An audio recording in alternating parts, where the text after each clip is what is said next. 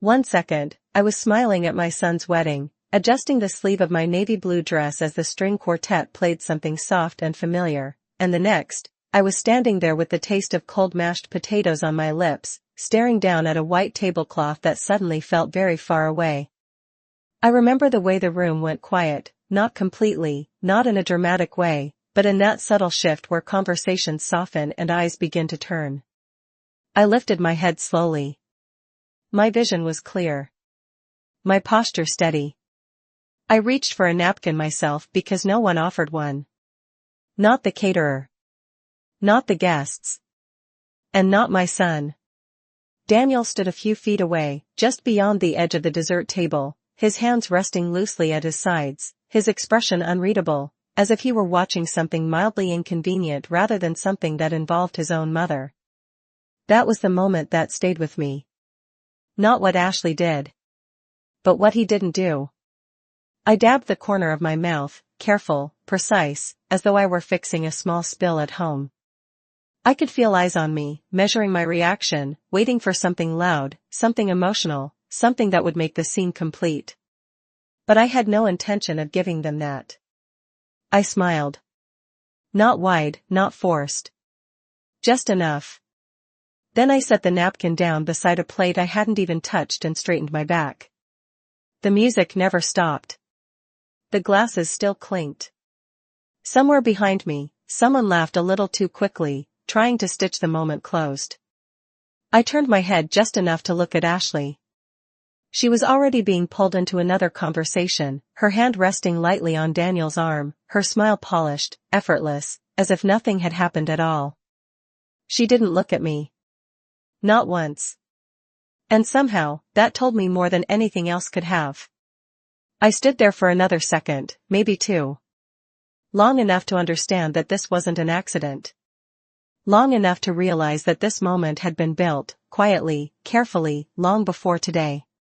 I adjusted the bracelet on my wrist, the one I had bought for this occasion, thinking it would be something I'd remember fondly. I took a breath. Not deep. Just enough. Then I stepped away from the table, my heels steady against the polished floor. Moving through the crowd that parted just slightly as I passed. No one stopped me. No one asked if I was all right. And I didn't expect them to. Because by then, something inside me had already shifted. Not broken. Just settled. Like a decision that had been waiting for the right moment to arrive. I reached the edge of the reception hall and paused near the tall windows overlooking the lawn, where the late afternoon light stretched long across the grass. From there, I could still see Daniel. He hadn't moved much. Still standing. Still watching everything except me. And I realized, with a clarity that felt almost calm, that the moment my face touched that cold, careless dish, something else had ended too. Not loudly. Not dramatically. Just quietly. Completely. I did not go back to my seat right away. Instead, I stood by the window just a little longer, watching the reflection of the room in the glass rather than turning around to face it directly. It was easier that way. Reflections soften things. They blur the edges. In the glass, I could see the tables dressed in white linen, the soft glow of candles, the servers moving with practiced precision, carrying trays that cost more per plate than what I used to spend on groceries in a week when Daniel was a child.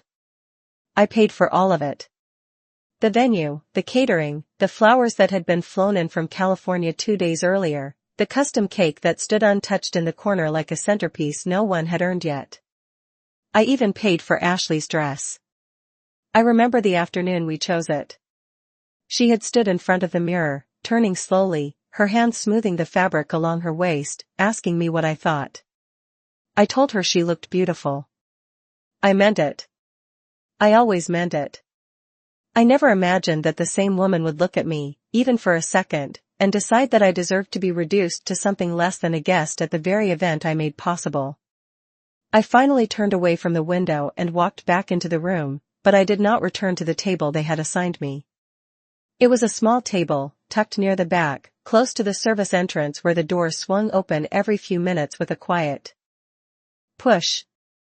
I had noticed it earlier when I first arrived, the name card placed neatly in front of the chair, printed in elegant script that felt almost ironic. Margaret Whitmore. No title. No mention of mother of the groom. Just a name. I had smiled when I saw it, telling myself it did not matter, that these things were just details. But now, standing there again, I understood that details were exactly where the truth lived. I did not sit down. Instead, I walked past it, my steps unhurried, my expression unchanged. A few guests glanced at me as I moved, their eyes flicking briefly before returning to their conversations. No one stopped me. No one called my name. And that, too, told me everything I needed to know. I reached for my purse, which I had left on the chair, and picked it up with steady hands. The leather felt familiar, grounding, something that belonged to me in a room where very little else did. I could hear the music shift behind me, something more upbeat now, signaling the next part of the evening. Speeches, perhaps. Toasts. Words about family, about love, about beginnings. I wondered, briefly, what Daniel would say. If he would mention me at all. If he would thank me for anything beyond what was visible. But the thought passed as quickly as it came. I did not need to hear it anymore. I had already heard enough in what he did not say when it mattered. I walked toward the exit slowly, not because I was unsure, but because I wanted to remember this moment exactly as it was. The sound of my heels against the floor. The low hum of conversation. The faint scent of roses mixed with something richer from the kitchen. I reached the doors and placed my hand on the handle, pausing just for a second. Not out of hesitation. But out of clarity. This was the last moment I would stand in a room where I had given so much and received so little in return. I opened the door and stepped outside into the cooler air, the noise of the reception fading behind me as the door closed with a soft, final click. And for the first time that evening I allowed myself to breathe fully, as though I had just stepped out of something I could no longer pretend to belong to. I did not call a car right away. I stood on the gravel path just outside the venue, listening to the faint music drifting through the walls, softer now, almost distant, as if it already belonged to another life. The evening air was cooler than I expected, brushing lightly against my skin, carrying the scent of trimmed grass and something faintly sweet from the floral arrangements lining the walkway. I took a few slow steps forward, away from the building, my heels sinking slightly into the gravel with each movement, the sound quiet but steady, something I could focus on. For a moment, I simply stood there and let the silence settle around me. Not empty silence. The kind that comes after something important has already happened. The kind that does not ask questions. I reached into my purse and took out my phone, holding it in my hand without unlocking it.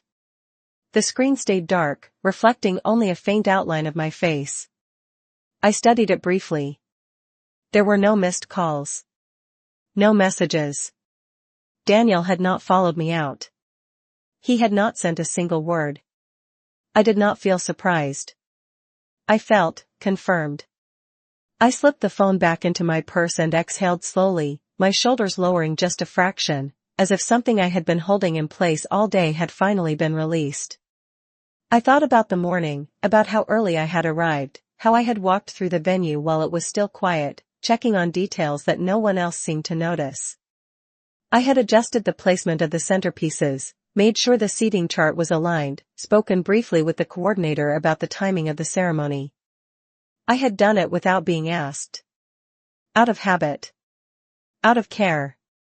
That was who I had always been in Daniel's life. The one who prepared. The one who fixed things before anyone else realized they needed fixing. And yet, somewhere along the way, that role had been quietly erased, replaced with something smaller, something that could be moved aside without consequence. I began to walk toward the parking area, my steps measured, my posture unchanged. The row of cars came into view under the soft glow of overhead lights, each one lined up neatly, waiting. I found mine easily. A simple sedan, clean, familiar, paid off years ago. I paused beside it and rested my hand on the roof for a second, grounding myself again in something that was entirely mine. Then I opened the door and sat down, placing my purse carefully in the passenger seat. I did not start the engine right away. Instead, I sat there with my hands resting lightly on the steering wheel, looking straight ahead at nothing in particular. It was quiet inside the car. Completely quiet. No music. No voices. Just the faint ticking of the cooling engine from the drive earlier that afternoon. I closed my eyes for a moment, not to escape, but to gather everything into one clear understanding. This was not about a single moment at a wedding. It was not even about Ashley. It was about a pattern. A series of small choices, small silences, small omissions that had led here. I opened my eyes again and reached into the center console, pulling out a small envelope I had placed there earlier in the week. I had not planned to use it today. At least, that was what I had told myself. But I had prepared it anyway. Inside were copies of documents. Numbers. Accounts. Agreements that had, until now, quietly supported the life Daniel was stepping into. I held the envelope in my hands for a second, feeling its weight, its edges crisp and certain. Then I set it back down without opening it. Not yet. There was no need for haste. I started the engine, the sound low and steady, and adjusted the mirror before putting the car into reverse. As I pulled away from the venue, the lights of the reception hall grew smaller in the distance, fading behind me until they were just a soft glow against the darkening sky. I did not look back again. The drive home felt longer than usual, not because of traffic or distance, but because every mile seemed to carry a memory I had not examined in years. The roads were familiar, lined with the same quiet neighborhoods and dim streetlights that had watched Daniel grow from a boy into a man, and yet that night, everything looked slightly different, as if the world had shifted just enough for me to finally see it clearly. I kept both hands on the wheel, my posture straight, my eyes steady on the road ahead, but my thoughts moved backward, retracing moments I had once dismissed as insignificant. I remembered the first time Ashley came to dinner at my house, how she had smiled politely while scanning the room, her eyes lingering not on the family photos but on the furniture, the layout, the things that could be measured rather than felt. I had noticed it then, but I told myself I was imagining things, that I was being overly cautious, the way mothers sometimes are when they do not want to let go. I remembered how Daniel had changed slowly, not in ways that could be pointed out easily, but in the spaces between conversations, in the calls that became shorter, in the visits that were always scheduled around her availability. He never said anything unkind. He never raised his voice. He simply adjusted. And I adjusted with him, believing that was what love required. The car turned onto my street, the tires gliding over pavement I knew by heart, and I felt a quiet stillness settle over me, not heavy, not overwhelming, just certain. I pulled into my driveway and turned off the engine, the sudden silence filling the space around me. For a moment, I sat there again, just as I had in the parking lot, but this time, there was no hesitation left, only clarity. I reached for my purse and took out the envelope once more, placing it carefully on my lap. The porch light cast a soft glow through the windshield, illuminating the edges of the paper, making it look almost ordinary. But I knew what it represented. Not anger. Not revenge. Just a boundary that should have been drawn a long time ago. I stepped out of the car and walked toward the front door, the night air cooler now, quieter, untouched by the noise I had left behind. Inside, the house greeted me the way it always had, still, orderly, unchanged. I set my purse down on the entry table and walked into the living room, glancing briefly at the photographs lined along the wall.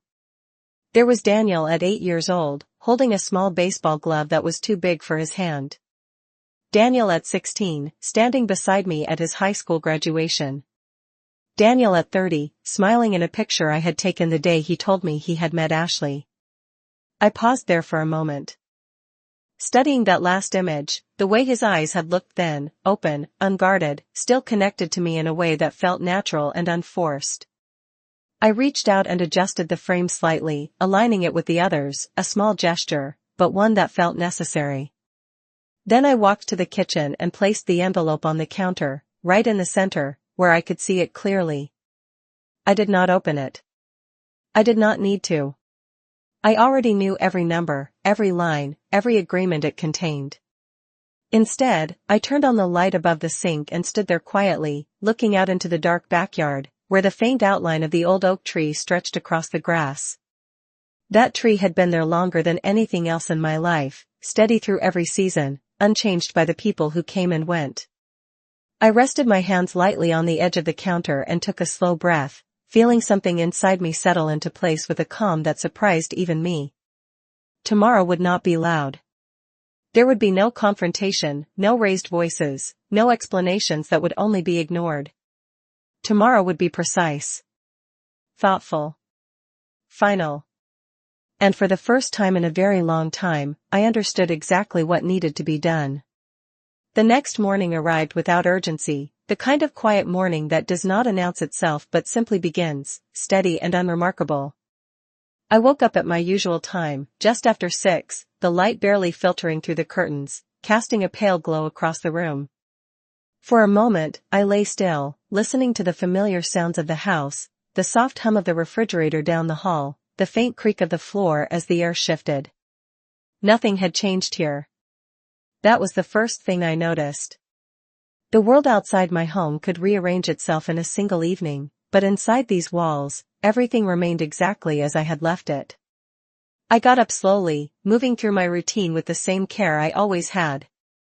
I made coffee, measuring the grounds precisely, pouring the water in a slow, steady stream, watching as the liquid darkened and settled. The smell filled the kitchen, warm and grounding. I poured a cup and carried it to the counter, where the envelope still rested exactly where I had placed it. The night before. I did not touch it right away.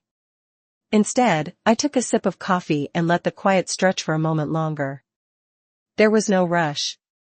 That was something I understood clearly now. For years, I had moved quickly when it came to Daniel, responding, adjusting, giving, always staying one step ahead of what he might need. But this was different. This required patience. Precision. I set the cup down and finally picked up the envelope, sliding my finger under the seal and opening it carefully. Inside, the documents were exactly as I remembered. Account statements, property records, copies of transfers that had been made over time, each one small enough on its own to seem insignificant, but together forming something much larger. A pattern. A structure. A quiet foundation that had supported more than just a wedding. I laid the papers out on the counter, aligning them neatly, my movements deliberate, almost methodical. There was the account I had opened years ago in Daniel's name, the one I had continued to contribute to even after he became an adult, thinking it would help him build something stable, something lasting. There was the deed to the small house he had been living in, the one I had purchased outright but allowed him to believe was part of his own success, something he had earned through his hard work. And there were the agreements I had signed with the wedding vendors, each one bearing my name, my signature, my responsibility. I looked at them all for a long moment, not with regret, but with clarity. I had given freely. That had been my choice. But what I did next would also be my choice. I gathered the documents back into a single stack and placed them neatly into a folder I had prepared in advance, one that held not just records, but instructions. I walked to the small desk in the corner of the living room and sat down, opening my laptop and logging into the accounts I knew by heart. The screen glowed softly as I navigated through each one, reviewing balances, confirming details, making notes where needed. There was no hesitation in my movements. Each step followed the next with quiet certainty, as if I had already rehearsed this moment long before it arrived. I reached for my phone and scrolled through my contacts until I found the name I was looking for. I did not call immediately. Instead, I looked at it for a second, allowing myself one final pause, not out of doubt, but out of respect for what this represented. Then I pressed the call button and held the phone to my ear, listening as it rang. When the voice on the other end answered, calm and professional, I spoke just as calmly in return, my words measured, clear, leaving no room for misunderstanding. I did not raise my voice. I did not explain more than necessary. I simply began to set things in motion, one decision at a time, each one quiet, each one final. Outside, the morning continued as it always did, the sun rising higher, the light growing stronger, but inside, something had shifted completely, not with noise or force, but with a stillness that carried far more weight than anything spoken the night before. By the time I ended the call, the sun had fully risen, casting a steady light across the kitchen counter where the last of the documents still rested. Nothing about the room had changed, and yet everything felt different, as if the air itself had settled into a new understanding. I closed my laptop slowly and sat there for a moment, my hands resting lightly on the table, not moving, not reaching for anything else. There was no second guessing. That was the part one noticed most. For years, I had questioned myself in small ways, wondering if I was being too involved, too present, too willing. I had adjusted my expectations quietly, telling myself that distance was natural, that change was part of life.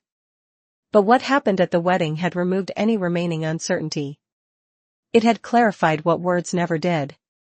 I stood up and gathered the folder, placing it neatly into my bag, then walked through the house with calm, deliberate steps. I paused again in the living room, my eyes moving across the photographs, not lingering this time, just acknowledging them. Memories did not disappear simply because something ended. They remained, but they no longer held the same weight. I picked up my keys and headed toward the front door, stepping outside into the clear morning air. The neighborhood was quiet, a few cars passing slowly, a neighbor watering their lawn across the street, nothing out of place, nothing dramatic. I got into my car and drove toward the office I had not visited in months, the one place where everything connected to my decisions was handled with precision and without emotion. The building stood exactly as I remembered, clean lines, large glass windows, a place designed for clarity rather than comfort. I walked inside, greeted briefly at the front desk, and made my way to the office where I had already arranged to be seen. When I sat down, I did not need to explain much. The documents spoke for themselves. I reviewed each item with careful attention, confirming details, adjusting terms, ensuring that everything reflected what I intended going forward. Accounts that had once been open and accessible were now structured differently. Permissions were changed. Access was limited. Transfers that had been scheduled were paused. Each action was small on its own, almost invisible, but together they formed something firm, something that could not be overlooked once it was in place. There were no raised voices in that room. No tension. Just quiet decisions, recorded and finalized with the kind of certainty that does not need to be repeated. When it was done, I signed the last document and placed the pen down gently, the sound barely audible against the surface of the desk. I thanked the person across from me, stood up, and walked out the same way I had entered, calm and composed. Outside, the day had moved forward. The sun was higher now, the streets a little busier, the world continuing exactly as it always did. I got back into my car and sat there for a moment before starting the engine, allowing myself one final pause. Somewhere, not too far away, Daniel and Ashley were beginning their first full day as a married couple, likely unaware that anything had shifted beyond what they had already seen. But the truth was, everything had shifted. Not in a way that required announcement, not in a way that demanded attention, but in a way that would become clear soon enough. I started the engine and pulled away from the building, my movement steady, my direction certain. I did not feel anger. I did not feel the need to explain. What I felt was something much simpler, and far more permanent. I had stopped giving without being seen. And once that decision is made, there is no returning to. What came before? It was late afternoon when my phone finally rang. I had just finished organizing a small stack of papers on the dining table, aligning the edges with the same quiet precision I had carried through the rest of the day. The house was still, the kind of stillness that comes when everything has been put in its place.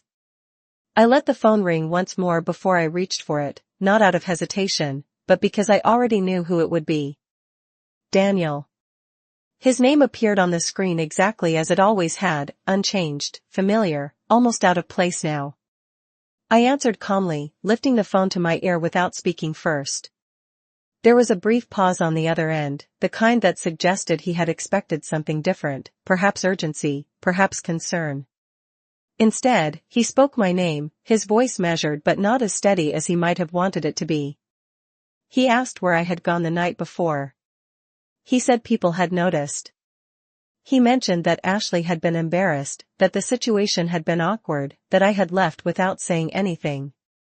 I listened without interrupting, my gaze resting on the window in front of me, where the late sunlight stretched across the yard in long, quiet lines. When he finished, there was a moment of silence between us. Not heavy. Just clear. I responded simply, telling him I had not felt the need to stay. I did not raise my voice. I did not explain further. On the other end, I could hear him shifting slightly, as if trying to find the right words to bring the conversation back to something he could manage. He asked if everything was all right. It was a question that might have meant something once, but now it sounded different, detached from the moment that should have made it necessary. I told him everything was fine. And it was. There was another pause, longer this time. Then his tone changed, just slightly, becoming more practical, more focused. He mentioned something about the house, about a payment that had not gone through that morning. He asked if there had been a mistake. I let the silence stretch for a second before answering. I told him there was no mistake. I could almost feel the shift on the other end, the quiet realization beginning to settle in, not fully formed yet, but present. He asked what I meant. His voice was still controlled, but there was a strain beneath it now, something unfamiliar. I chose my words carefully, not to soften them, but to keep them exact. I told him that certain arrangements had been changed. That the accounts he had been relying on were no longer set up the way they had been before. I did not list details. I did not explain every step. I simply stated what was necessary. On the other end, the silence returned, heavier this time, carrying with it the weight of understanding that could not be avoided. He asked why. It was a simple question, but it carried more than he intended. I looked out at the yard again, at the oak tree standing exactly where it always had, unchanged, steady. I thought about the night before, about the table, the room, the moment that had passed without acknowledgement. I did not describe it. I did not need to. Instead, I answered in the same calm tone I had used all day. I told him that things had changed. That I had adjusted accordingly. There was no anger in my voice. No accusation. Just a statement. He started to respond, something about misunderstanding, about how things had been busy, about how Ashley had not meant anything by what happened. I listened, but I did not engage. When he paused, I spoke again, gently, but firmly, telling him that there was nothing to explain. Not anymore. That I had made my decisions carefully. That they were final. The line went quiet. Not disconnected. Just quiet. For a moment, I could hear only his breathing, steady but uneven, as if he were standing somewhere, trying to process something that had already moved beyond his reach. I did not fill the silence. I let it remain, exactly as it was. Then, after a few seconds, I said goodbye, not abruptly, not coldly, but with a calm that left no room for continuation. I ended the call and set the phone down on the table, the screen fading to black almost immediately. The house returned to its stillness, unchanged, steady, as if nothing had happened at all. But I knew better. Some conversations do not need to be loud to change everything. And this was one of them. The house remained quiet long after the call ended, the kind of quiet that does not press in on you but instead gives you space to think without interruption. I moved through the evening slowly, not out of exhaustion, but with intention, as if every small action deserved to be done properly. I prepared a simple dinner, something warm but uncomplicated, and ate at the kitchen table without turning on the television or checking my phone. The world outside continued as it always did, but inside, everything felt aligned in a way it had not in years. I washed the dishes carefully, dried them, and placed each one back in its place, the rhythm steady, familiar, almost comforting. There was no rush to fill the silence. I had spent too much time in the past trying to fill spaces that were never meant to be empty. That night, I let them remain as they were. Later, I walked into the living room and sat in my usual chair, the one by the lamp near the window. The same photographs were still there, the same frames, the same memories, but I no longer felt the need to linger on them. They belonged to a time that had already been lived. I reached for a book I had not opened in months and turned a few pages, not fully reading, just allowing myself to settle into something that required no emotional weight. At some point, my phone lit up again, a message this time. I did not reach for it immediately. When I finally did, I saw that it was from Daniel. The message was brief, carefully worded, as if he had rewritten it more than once before sending it. He asked if we could talk again, said that things had been misunderstood, that everything could be sorted out. There was no mention of the wedding. No mention of what had actually happened. I read it once, then set the phone back down without responding. Not out of anger, but because I understood something now that I had not fully accepted before. Some conversations only exist to delay what is already clear. I stood up and walked to the front window, looking out at the street where the evening lights had begun to glow softly against the darkening sky. A car passed slowly, its headlights cutting briefly across the yard before disappearing. Everything moved forward, whether we acknowledged it or not. I rested my hand lightly against the glass, feeling its cool surface, and allowed myself one final reflection. I had spent years believing that patience and understanding would always be enough, that if I remained steady, everything else would eventually settle into place. But patience without boundaries becomes something else entirely. It becomes permission. And I had given that permission for far too long. I turned away from the window and walked back toward the table where my phone still rested. I picked it up again, not to respond, but to open my contacts and make one small adjustment. I removed Daniel from the list of favorites, a simple change, almost insignificant in appearance, but one that reflected something much larger. Then I set the phone down once more and turned off the light in the room, allowing the space to fall into a soft, natural darkness. Upstairs, the bedroom waited exactly as I had left it, calm and undisturbed. I prepared for the night without distraction, moving through each step with the same quiet certainty that had carried me through the day. When I finally lay down, I did not replay the events of the wedding. I did not revisit the moment at the table or the silence that followed. Those things had already served their purpose. Instead, I focused on the stillness, on the absence of confusion, on the clarity that had replaced it. And as I closed my eyes, I understood that what had begun as a single moment of quiet humiliation had led to something far more significant. Not an ending filled with noise or confrontation, but a shift so complete that it no longer required explanation.